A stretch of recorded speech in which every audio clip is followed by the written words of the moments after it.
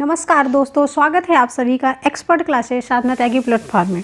दोस्तों आज की क्लास आपकी होगी शिक्षा मनोविज्ञान की क्लास, यानी कि टॉप प्रश्नों की यहाँ पर ज़बरदस्त लेवल के प्रश्न यहाँ से पूछे जाएंगे आपके एग्जाम में। तो क्लास को स्टार्ट करते हैं। आज का अपना पहला प्रश्न है कि बच्चे अपनी समझ से विश्व की परिकल्पना करते हैं, एक कथन किसने दिया है। ठीक है, बच्चे अपनी समझ से विश्व की परिकल्पना करते हैं, एक कथन किसने दिया है। Very important question. एक कॉपी एक पेन ले लीजिए, जो भी आपको इम्पॉर्टेंट यहाँ पर फैक्ट दिखे उसको आप नोट डाउन कर दीजिए कि बच्चे अपनी समझ से विश्व की परिकल्पना करते हैं, एक कथन किसने दिया है। तो आपका यहाँ पर क्या हो जाएगा, सी विकल्प लॉक हो जाएगा, पियाजे। यानी कि पियाजे जी का कहना है कि बच्चे जो है अपनी समझ से विश्व की परिकल्पना करते हैं, जैसी जैसी अवस्था उनकी बढ़ती है वैसे वैसे उनका विकास होता है। इनका ये मानना है कि बच्चों का जो विकास होता है वो अवस्था के अनुरूप होता है, जैसे जैसे उनकी अवस्था बढ़ती है वैसे वैसे उनका विकास होता है। क्लियर। अब क्वेश्चन नंबर दूसरा है कि परिवार एक साधन है, परिवार कैसा साधन है। अनौपचारिक शिक्षा का, औपचारिक शिक्षा का, गैर अनौपचारिक शिक्षा का, या फिर दूरस्थ शिक्षा का। तो परिवार देखिए यहाँ पर कि परिवार जो होता है वो अनौपचारिक शिक्षा का साधन होता है, यानी कि पहला विकल्प लॉक हो जाएगा। क्योंकि परिवार में आपका की जो पहली गुरु होती है वो होते हैं आपके माता पिता। परिवार से बच्चा जो है अपने पहला विद्यालय उसका परिवार होता है, उसकी जो पहली गुरु यानी कि शिक्षिका होती है उसकी माता होती है, और जो सामाजिक और नैतिक विकास वो सीखता है वो परिवार से सीखता है। तो उसकी जो कोई लिमिट नहीं होती है, ठीक है, उसकी कोई लिमिट नहीं होती है, वो हमेशा अपने परिवार में कुछ न कुछ सीखता रहता है। तो इसलिए जो है परिवार एक ऐसा साधन है शिक्षा का, तो अनौपचारिक शिक्षा है। ठीक है। अब क्वेश्चन नंबर तीसरा है कि सीखी हुई बात को स्मरण करने या पुनः स्मरण करने की असफलता कहलाती है। देखा जाए यहाँ पर कि यदि कोई बच्चा है, अगर आपको मैथ उसको ऐड बताए हो और वो घर जाके ऐड को लगा रहा है और लगाने में क्या हो गया, भूल गया, असफल हो गया, तो वो उसकी असफलता क्या कहलाएगी, पुनः स्मरण कहलाएगी, विस्मृत कहलाएगी, संवेदना कहलाएगी, या स्मृत कहलाएगी। यदि एक बच्चे को आप क्या बताए हो, मैथ बताए हो यानी कि स्मरण, मैथ की आप ऐड करने की उसकी एक एक जो ट्रिक होती है वो आप बताए हो, ठीक है, याद कराए हो। उसके बाद जब वो घर पे पुनः स्मरण करता है तो उसमें क्या होता है, वो असफल हो जाता है, तो उसकी असफलता क्या कहलाती है, तो वो आपका हो जाएगा विस्मृत। ठीक है, क्या हो जाएगा, विस्मृत हो जाएगा। यहाँ पर बी विकल्प लॉक हो जाएगा। वेरी इंपॉर्टेंट क्वेश्चन है। अगर आप किसी भी शिक्षक भर्ती की तैयारी कर रहे हो तो ये वीडियो आपके लिए बहुत ही ज़्यादा बेनिफिशियल होने वाली है। अगर आपको वीडियो थोड़ी सी भी अच्छी लग रही है तो प्लीज़ चैनल को लाइक और वीडियो को लाइक कर दीजिए और चैनल को सब्सक्राइब जरूर कर दीजिए। अब क्वेश्चन नंबर 4 है कि शिक्षक का बर्ताव होना चाहिए। यदि आप एक शिक्षक हैं तो आपका बर्ताव कैसा होना चाहिए।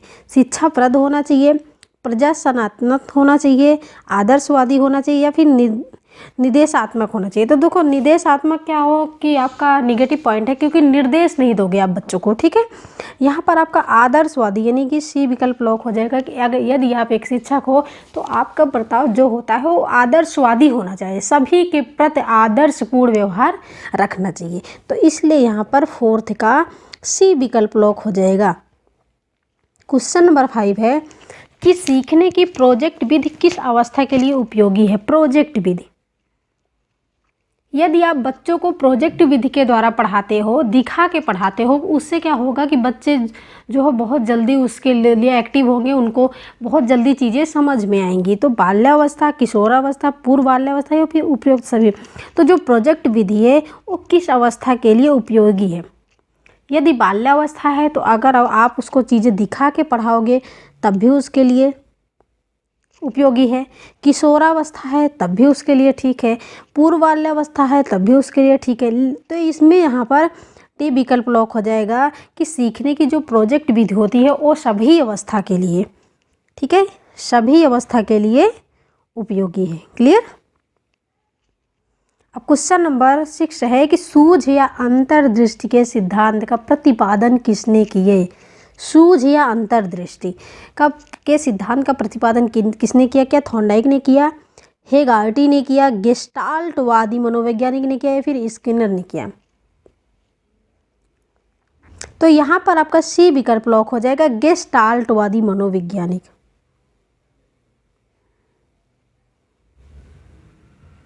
गेस्टाल्टवादी मनोवैज्ञानिक कौन है?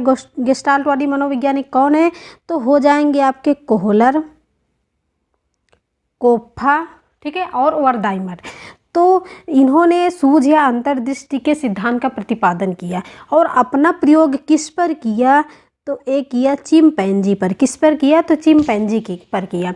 अगर यहाँ पर क्वेश्चन आपका 3 क्वेश्चन बनता है कि सूझ या अंतर्दृष्टि के सिद्धांत का प्रतिपादन किसने किया, तो वो हो जाएगा आपका गेस्टाल्टवादी मनोवैज्ञानिक ने, ठीक है। और गेस्टाल्टवादी मनोवैज्ञानिक किस मनोवैज्ञानिक को कहा जाता है? तो कोहलर हो गया, कोप्फा हो गया, वर्दाइमर हो गया, ये सभी क्या है? गेस्टाल्टवादी मनोवैज्ञानिक है। और इन्होंने अपना प्रयोग किस पर किया? तो चिंपैंजी पर किया। क्लियर? अब क्वेश्चन नंबर 7 है कि सीखने के प्रयास और भूल सिद्धांत का के प्रतिपादक है। सीखने का प्रयास एवं भूल सिद्धांत का प्रतिपादक किसने किया? यानी कि प्रयास एवं त्रुटि का सिद्धांत किसने दिया? थॉर्नडाइक ने, कोहलर ने, पॉलोव ने, स्किनर। यहाँ पर कोहलर होना चाहिए, सॉरी यहाँ पर थोड़ा मिस्टेक हो गया, कोहलर होना चाहिए, ठीक है। तो सीखने के प्रयास और भूल सिद्धांत के प्रतिपादक कौन है? तो यहाँ पर हो जाएगा आपका थॉर्नडाइक, यानी कि ए विकल्प लॉक हो जाएगा कि सीखने के प्रयास और भूल सिद्धांत के प्रतिपादक कौन है? तो थॉर्नडाइक है। क्लियर? क्वेश्चन नंबर 8 है, वेरी इंपॉर्टेंट क्वेश्चन, कि एक बच्चा जो ग्रस्त है, किससे ग्रस्त है?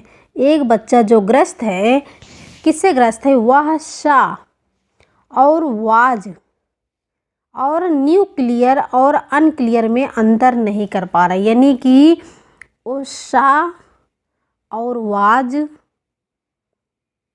न्यूक्लियर और अनक्लियर।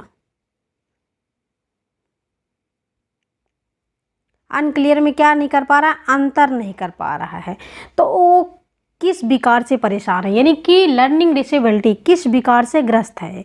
यदि एक बच्चा 16 को क्या लिखता है, वो ये उसका जो है, जैसे कि 16 है, 16 को 61 लिखता है, यानी 16 को 61 लिखता है, तो वो किस विकार से ग्रस्त है? क्या वो शब्द जमलिम विकार है, डिस्मोर्फिया है, या फिर डिसलेक्सिया है, या फिर क्या है? डिसलेक्समिया है, ठीक है। तो जब एक बच्चा किससे ग्रस्त है? सा और वाज में जब अंतर नहीं समझ पा रहा है, यानी कि पठन संबंधी विकार, ठीक है, तो वो हो जाएगा आपका डिसलेक्सिया हो जाएगा। क्या हो जाएगा? डिसलेक्सिया। जब पढ़ने संबंधी विकार हो तब आपका डिसलेक्सिया हो जाएगा, जब लिखने संबंधी विकार हो डिसग्राफिया हो जाएगा। गणित में अगर आपको कोई प्रॉब्लम आ रही है तो डिसकैल्कुलिया हो जाएगा, ठीक है। तो यहाँ पर फिलहाल पूछा गया है कि बच्चा किस में ग्रस्त है? वो अंतर नहीं कर पा रहा, यानी कि पढ़ नहीं पा रहा, उसके समझ नहीं आ रहा, तो डिसलेक्सिया से वो ग्रस्त है। क्वेश्चन नंबर 9 है कि डिसलेक्सिया का संबंध है, अभी हमने बताया कि डिसलेक्सिया का संबंध किससे है? तो पठन, सॉरी यहाँ पर हो जाएगा आपका पढ़ने से, क्योंकि क्या पूछा गया है कि डिसलेक्सिया का संबंध किससे है? तो पढ़ने से, यानी कि पढ़ने की जो अक्षमता है उससे है, ठीक। क्वेश्चन नंबर 10 है कि विशिष्ट बालकों के अंतर्गत निम्न में से कौन सा बालक हो जाता है? जो सामान्य से अलग हो वही आपके विशिष्ट बालक हैं, ठीक है। तो पिछड़ा बालक क्या है? सामान्य से अलग है। प्रतिभाशाली बालक सामान्य से अलग है। मंद बुद्धि बालक सामान्य से अलग है, यानी कि ये सभी विकल्पों को आप लॉक कर दीजिए कि विशिष्ट बालकों के अंतर्गत जब भी पूछा जाए विशिष्ट बालकों के अंतर्गत कौन से बालक आते हैं, तो ये सभी बालक आते हैं जो आपको सामान्य से अलग दिखे। विकलांग बालक हो गया, पिछड़ा बालक हो गया, मंद बुद्धि बालक हो गया, ठीक है। जो भी आपको सामान्य से अलग दिखे वो तुरंत क्या है? जो है विशिष्ट बालक है। क्लियर?